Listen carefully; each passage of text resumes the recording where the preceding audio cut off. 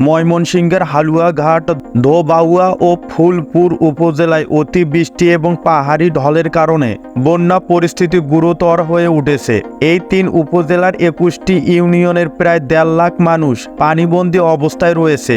বিদ্যুৎ সংযোগ এবং মোবাইল নেটওয়ার্ক বিচ্ছিন্ন হয়ে পড়েছে।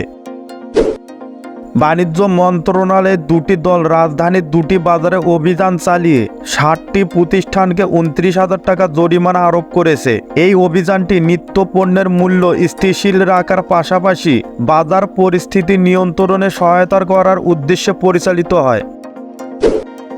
ঢাকা মহানগর গোয়েন্দা পুলিশ সাবেক পরিবেশ মন্ত্রী সাবের হোসেন চৌধুরীকে গুলশান এলাকায় আটক করেছে। তিনি ঢাকা 9 আসনের সংসদ সদস্য হিসেবে খিলগাঁও, সবুজবাগ এবং মুগদা থানা অন্তর্ভুক্ত ছিলেন। সাবের হোসেন চৌধুরী বন, পরিবেশ ও জলবায়ু পরিবর্তন মন্ত্রণালয়ের দায়িত্ব পালন করেছেন।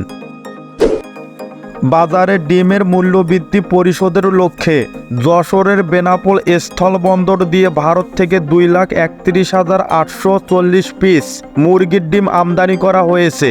গত বছরের 5 নভেম্বর চালানে 31,950 পিস ডিম আমদানি করা হয়েছিল। এরপর গত 9 সেপ্টেম্বর দ্বিতীয় চালানে 2,31,840 পিস ডিম দেশে আসে। সরকারি ঘোষণার আওতায় 50 লাখ ডিমের তৃতীয় চালান হিসেবে আজ 2,31,840 পিস মুরগির ডিম এসেছে। টেলিভিশন উপস্থাপক এবং সাংবাদিক মুন্নি সাহার ব্যাংক হিসাবে তথ্য চাওয়া হয়েছে। জুলাই ও আগস্ট মাসে ছাত্র জনতার আন্দোলনের সময় রাজধানীর যাত্রাবাড়িতে গুলিবিদ্ধ 17 বছর বয়সী শিক্ষার্থী নাঈম হাওলাদার নিহত হন। এই ঘটনার প্রেক্ষিতে একটি মামলা দায়ের করা হয়েছে।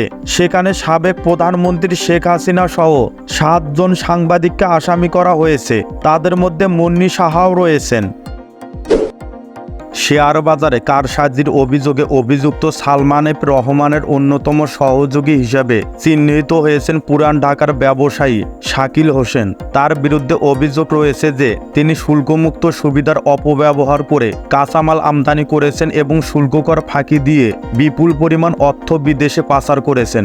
এছাড়া একাধিক ভুয়া এলসি খুলে ব্যাংক থেকে ঋণের নামে অর্থ আত্মসাৎ করার অভিযোগও রয়েছে তার বিরুদ্ধে।